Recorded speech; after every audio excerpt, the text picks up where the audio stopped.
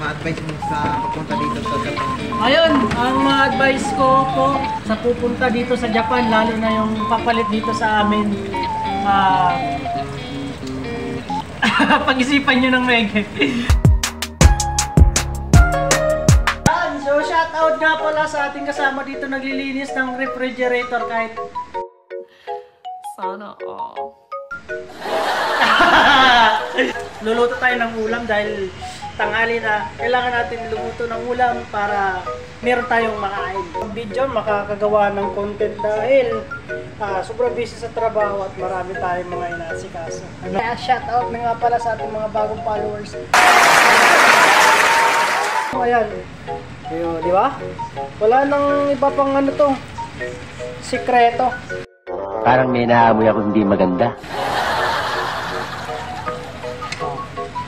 Nilagyan ko lang ng konting gulay mga bro para naman merong sustansya. So yan. Ang ating kakaining manok dapat laging balance. May gulay at meron ding karne.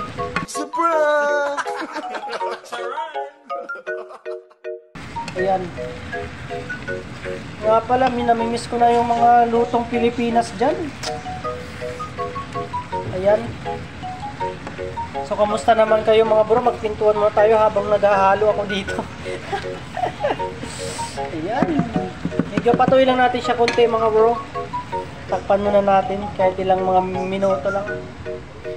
At ito nga mga bro, konting kwentuhan tayo, no? Share ko sa inyo kung paano kami paano ako nakarating dito sa Japan nga.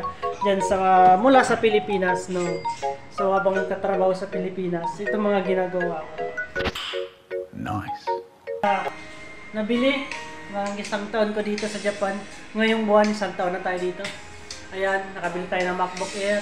Kung sa Pilipinas, makakabili tayo nito pero hindi ko sigurado kung kailan o kung anong taon pa.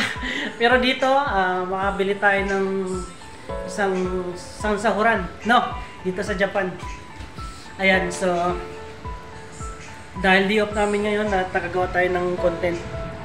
Yun nga mga bro, usap tayo habang ako'y naghahalo ulit ng ating niluluto.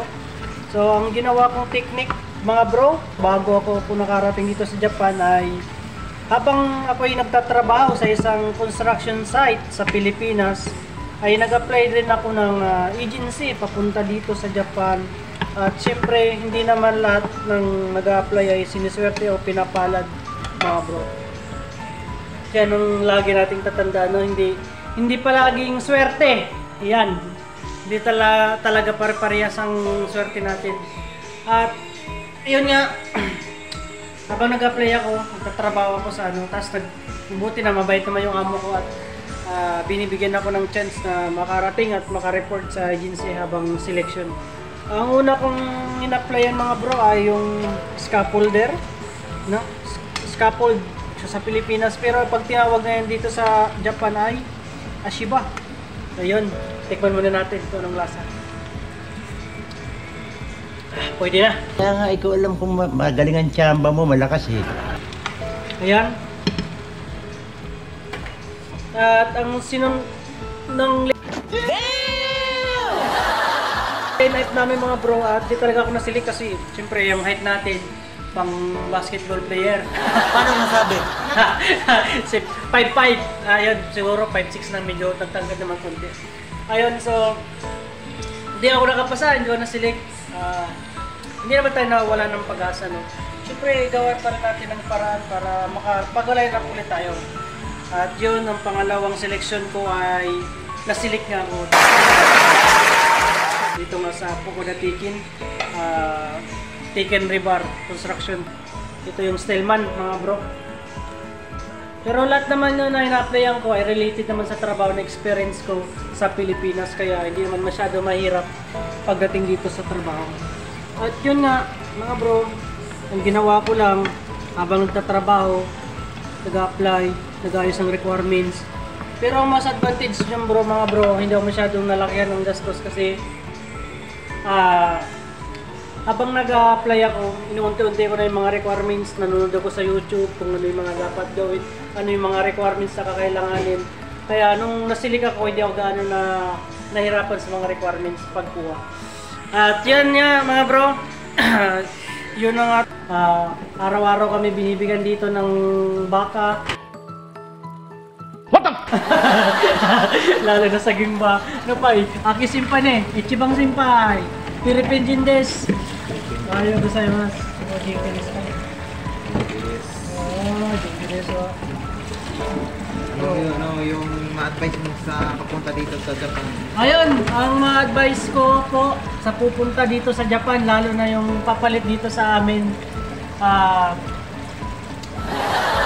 Pag-isipan nyo ng maigi. Ayan, at ang may sasabi ko lang sa inyo, aralin nyo po ng maigi yung Nihongo sa listening kasi iba yung pinag-aaralan natin kaysa literal na nandito na kayo mga bro. Ayan, napakaiba, napakalaking pinagkaiba para nasa ibang planeta pagdating mo dito. Lalo kapag hapon na talaga yung kausap mo. Especially lalo pag sa mga gimba. Iba-iba yung mga vocabs nila, iba-iba yung mga sinasalita nila. Kaya yun ang pinaka stressful talaga sa lahat yung Nihongo kapag wala kang Nihongo. At siyempre, tayo ng mga Pilipino, madali naman tayo maka-adapt pero aral pa rin tayo ng mga vocabs. Sa mga papunta pa lang dito, no? Kasi yung nandito na, ano na yan sila eh, para immune na yan, mga bro. Immune, kaya namin, immune na kami sa hapon.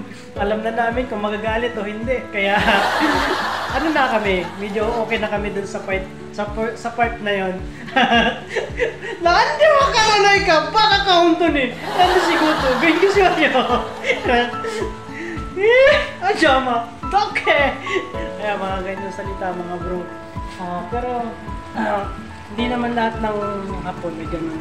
Meron talagang hapon na meron namang sa sarili nila.